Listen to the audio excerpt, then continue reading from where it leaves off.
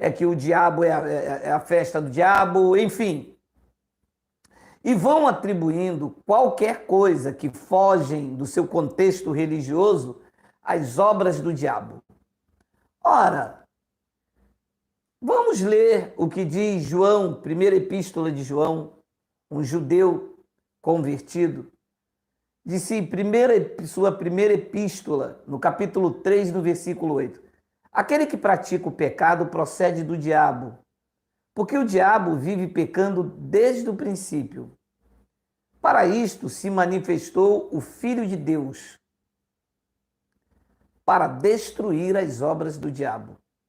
Ora, é claro que eu vou explicar o que é o diabo e o que é pecado. Agora, se lermos esta passagem como os evangélicos leem, no sentido literal, ao pé da letra, do jeito que está escrito. E deixe-me dizer uma coisa.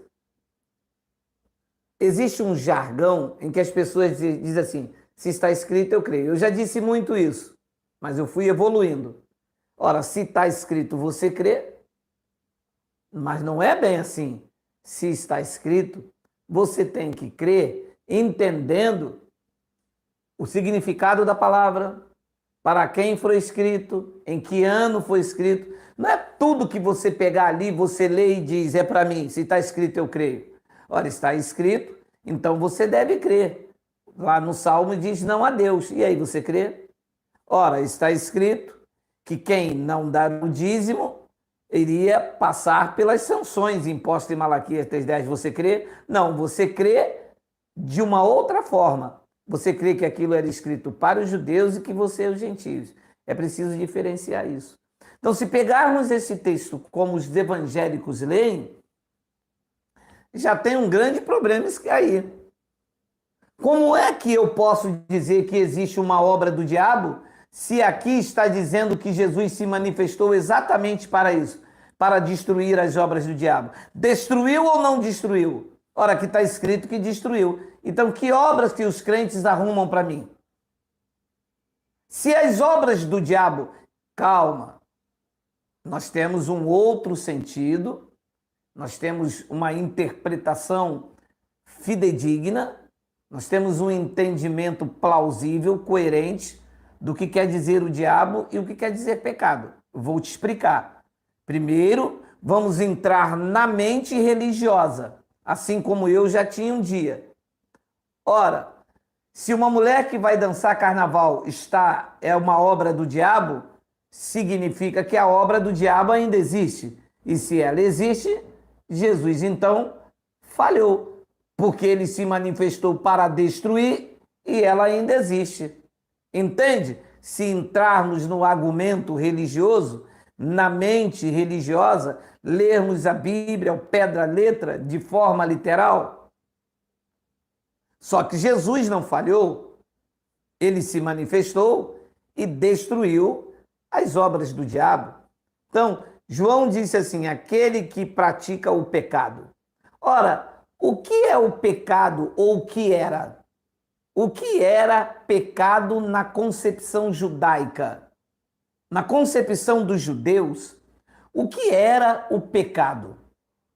Olha o que diz 1 de João, capítulo 3, versículo de número 4. Todo aquele que pratica o pecado também transgride a lei, porque o pecado é beber cachaça. Não, porque o pecado é ir para a festa de carnaval. Não. Talvez alguém me pergunte, o senhor vai à festa de carnaval? Não, isto não é o meu lugar. Lá tem bebida, tem orgia, isto é uma obra da carne, não é uma obra do diabo. Isto são obras da carne, aonde tem orgia, bebedeira, drogas, violência, confusão, adultério, são obras da carne. As obras do diabo foram destruídas. Cristo não falhou, Cristo não morreu em vão. Quem acha que Cristo morreu em vão são os evangélicos que dizem que aquelas obras são do diabo. Mas como que aquela obra pode ser do diabo se ele se manifestou para destruir? Destruiu ou não destruiu? Destruiu. Ora, então, esse mal que existe no mundo, o mal que existe no mundo é falta do amor de Deus no coração das pessoas. O mal que existe no mundo é a carne ativada. Homicídio é carne. Violência é carne.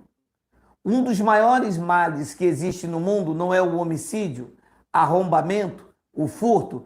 Tudo isto Paulo diagnosticou entre os gentios como obras da carne. Entre os judeus isto não era pecado. O pecado, leia comigo, todo aquele que pratica o pecado também transgride a lei, porque o pecado é a transgressão da lei. Pecado na concepção judaica não é fumar, matar, cheirar. Não, matar até era porque transgredir a lei. Então, na concepção de João, de Paulo, dos escritores da Bíblia, o pecado era isto. Quando ele dizia, este cara está em pecado, então ele transgrediu a lei. Era isso que eles tinham em mente. O evangélico não. Para o evangélico, o cara está em pecado se ele bebeu. Para a graça de Deus, se ele bebeu, ele está cometendo uma obra da carne, porque o pecado foi aniquilado, Cristo destruiu. E qual era o diabo que vivia pecando desde o princípio? Então, o diabo é o opositor. O diabo é o acusador. O diabo é uma ideia contrária. A palavra diabo não é um nome. Diabo é um adjetivo. Às vezes você vê um rapaz jogando bola, no meu tempo de pelada, a gente falava, rapaz, esse menino está com diabo no couro. Queria dizer o quê? Aquele menino estava enfesado, é um adjetivo. Jesus chamou Pedro de Satanás, estava se opondo aos seus desígnios. Então a palavra diabolos, no grego, significa uma ideia contrária, um acusador, alguém que está contra. A mesma coisa é a palavra Satanás no seu contexto original. A palavra Satanás é quem se opõe, está se opondo, o opositor, o contrário de algo. Mas a igreja pegou essa expressão de João Ferreira de Almeida, assim como as outras expressões, tais quais inferno, Santa Ceia, pegou essas expressões para poder, sabe, dar ênfase à religiosidade e se criar todo o misticismo. E as pessoas então vivem dizendo, isto é uma obra do diabo. Olha, a mulher botou ali um prato de macumba, eu sou evangelista, eu vou desfazer a obra do diabo. Aquilo não é obra do diabo. Aquilo ali é obra da carne. Aquilo é feitiçaria, é obra da carne. Pregou Paulo aos Gálatas no capítulo 5, no versículo de número 19. Não existe mais obras do diabo ser. Nunca existiu. Isto é um factoide. Isto é um mito. Isto é um engodo. Né? Para poder colocar medo nas pessoas. Ele disse que todo aquele que pratica o pecado também transgride a lei, porque o pecado é a transgressão da lei. Então ele disse que o diabo peca desde o princípio, o diabo também foi homicida. Ora, a quem se refere como diabo? Não era Caim? O primeiro homicídio não foi cometido por Caim? Caim não era do mal, do maligno. E por que era do maligno? Porque as suas obras eram mais. Ele era um opositor, ele se opôs a seu irmão que era do bem. Então ele pecava, errava o alvo, desde o princípio. Naquele tempo não havia transgressão da lei de Moisés. Ele tomou uma obra da carne. O homicídio era uma obra da carne. Ele era o próprio diabo, o próprio acusador, o próprio opositor invejoso cometeu o homicídio. São obras da natureza humana. Cristo destruiu as obras do diabo, as obras contrárias a mim e a você, tudo que era nocivo à igreja de Cristo, aos irmãos no primeiro século e, consequentemente, trouxe benefícios para todos aqueles que andam debaixo da cobertura de Cristo. Colossenses, no capítulo de número 2, versículo de número 13, vou ler o versículo 12, tendo sido sepultados juntamente com ele no batismo, no qual igualmente foste ressuscitado, mediante a fé no poder de Deus, que o ressuscitou dentre os mortos. E a vós outros, que estáveis mortos pelas vossas transgressões e pela incircuncisão da vossa carne, vos deu vida juntamente com ele, perdoando todos os nossos delitos. Paulo se refere aos irmãos no primeiro século da era cristã, que vieram da transição, que viveram debaixo da lei e que agora estavam usufruindo dos benefícios da cruz. No versículo 14, ele diz: tendo cancelado o escrito de dívida que era contra nós e que constava de ordenança, o qual nos era prejudicial, e removeu inteiramente, encravando-o na cruz. Olha, vocês estavam mortos. Olha a outra tradução, Colossenses 2,14. Vocês estavam mortos em pecados e em seus desejos pecaminosos e ainda não tinham sido afastados. Então ele lhe deu participação na própria vida de Cristo, porque lhe perdoou todos os pecados e apagou as acusações confirmadas que havia contra vocês. Isto se opunha. Isto era um diabo, era contra. Tudo que é contrário, tudo que é contra, tudo que se opõe, são as obras do diabo. São as obras do que era contrário. E apagou as acusações. Olha o acusador. E apagou as acusações confirmadas que havia contra vocês. O que era as acusações e o que era contra vocês, disse Paulo aos irmãos do primeiro século. Leia: a lista dos seus mandamentos que vocês não tinham obedecido. Tomando esta lista de pecados, João disse, o pecado é a transgressão da lei. Ele veio aniquilar as obras do diabo, daquilo que acusa, daquilo que é contra.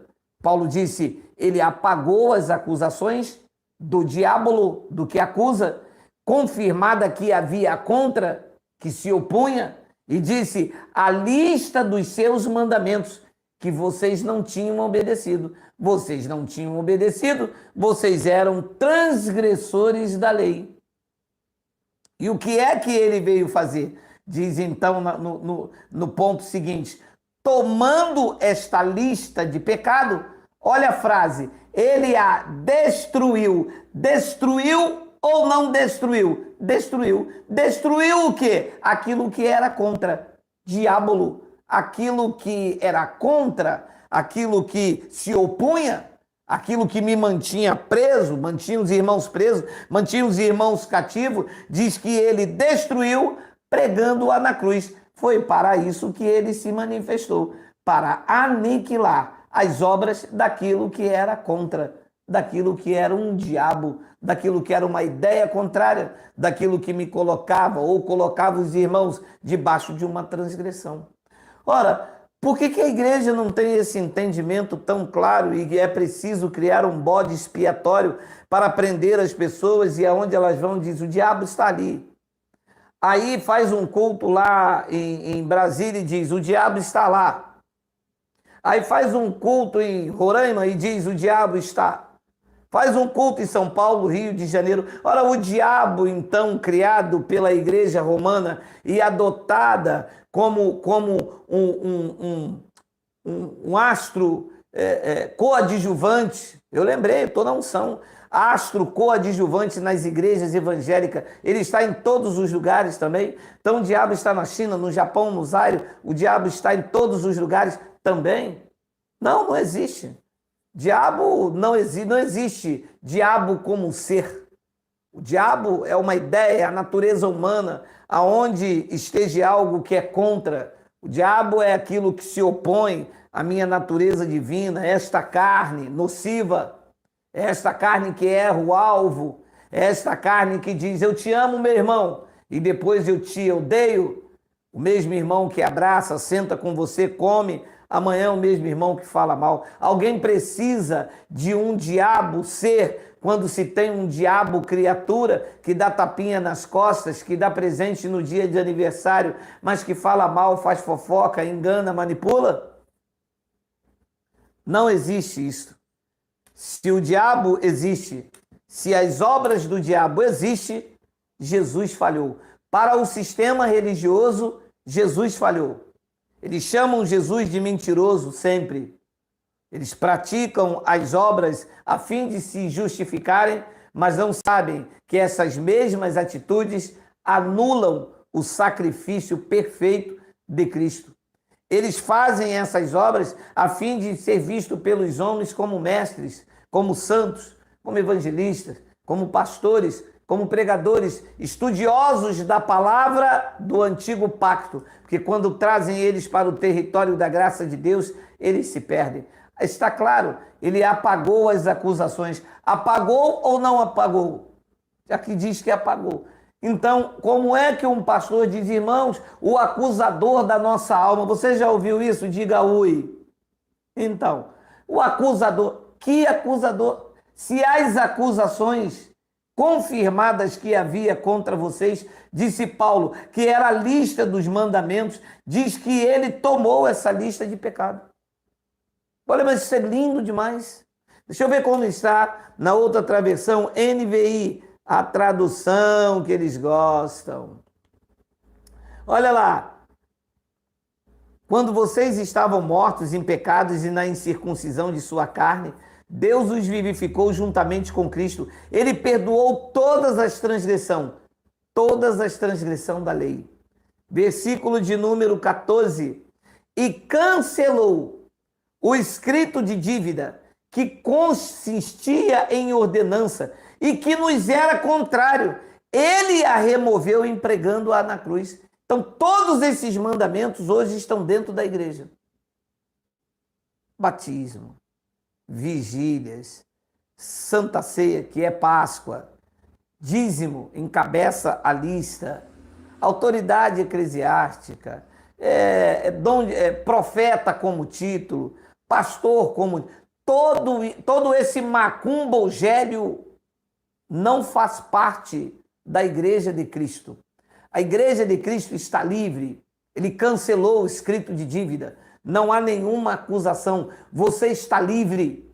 Não tem mais o peso da obrigatoriedade. Ele rasgou, ele tirou. Olha a outra tradução que eu uso muito. Olha lá. Tendo cancelado o escrito de dívida que era contra nós e que constava de ordenança, o qual nos era prejudicial, ele removeu inteiramente. Não deixou nada para as águas. Não deixou nada para ser celebrado. Não deixou nada para lavar com água. Diz que ele, infelizmente, que o mundo cristão me ouça, infelizmente os pastores não pregam esta palavra. Porque essa palavra tira a autonomia deles, a autoridade deles. Aqui diz que ele cancelou o escrito, ele rasgou. Tem uma tradução, acho que é revista e corrigida, diz que ele rasgou uma lista que constava de mandamentos e ordenanças. Ia de dízimo a batismo, a purificação, a obrações, ia de lei do liverato à circuncisão, ia de dízimo a toda sorte de rituais, de paganismo, de lua nova, de sábados, de toda a ordenança, tudo isto que era prejudicial. Eu vou ler de novo.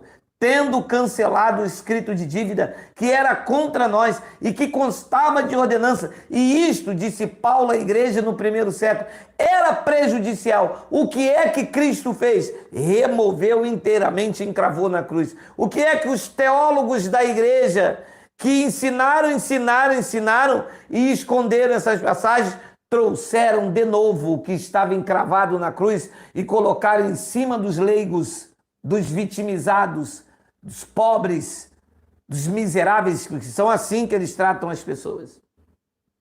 Mas aqui está a palavra da graça de Deus, o evangelho do Cristo ressuscitado, pregado veemente, pregado insistentemente por mim nesse canal. Este é um canal de crescimento, de denúncia contra esta fraude evangélica, que não há mais dívida. O povo da graça de Deus está livre. As dívidas foram canceladas. Por quem? Pelo pastor presidente? Nunca. Foi cancelada pelo dono da igreja.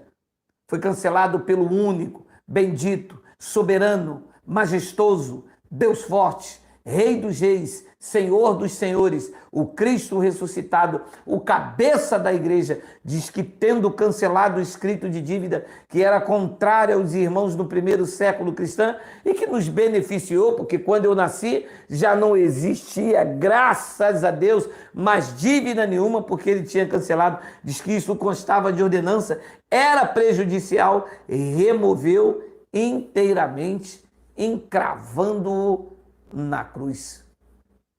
Que essa palavra traga conforto. Eu sei que tem muita gente que está me ouvindo agora, que está cocheando entre dois pensamentos. Sabe que o que eu prego é verdade, mas ainda está se sentindo ameaçado pelo pastor, que disse para você, volta para a igreja, tem que congregar sim.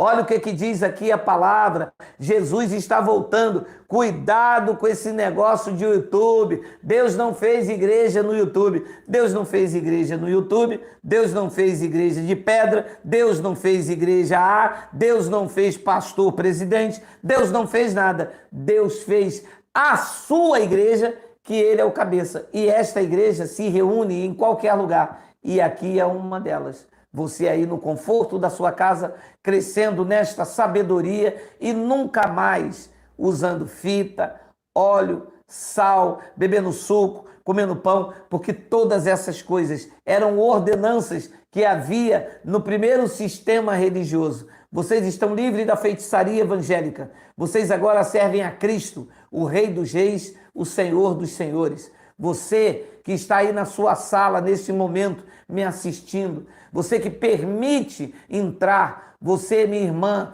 depois de 30, 40 anos nesta pandemia, achou esta palavra maravilhosa que te tirou o peso. Você, Senhor, que está aí com a sua família, com a sua filha, com a sua neta, vocês que estão reunidos aí como Igreja de Cristo, que sempre me assista, ouça o que diz o Evangelho da Graça de Deus. Tudo o que era contrário, tudo o que era dívida, rasgou, foi cancelado e encravado na cruz. Ouçam, vocês estão livres, vocês são a Igreja de Cristo. Vocês sim que se reúnem sobre o júdice, sobre o governo do Evangelho. Vida de vitória é vida lançada nesta palavra. Eu vou ficando por aqui. A você novo neste canal, meu nome é Geraldo Moraes. Estarei amanhã, sábado, às 20 horas, contando com vocês. Não, tem esse negócio de feriado comigo não, meu irmão. Meu pai dizia assim, deixa para descansar quando morrer. Não, vou estar sábado, vou estar domingo, vou estar segunda, vou estar terça. No que chamam de quarta-feira de cinza, eu vou chamar de quarta-feira de Cristo. E vou estar assim até o Pai me chamar de volta para casa. Receba o meu abraço, melhor noite, graça e paz.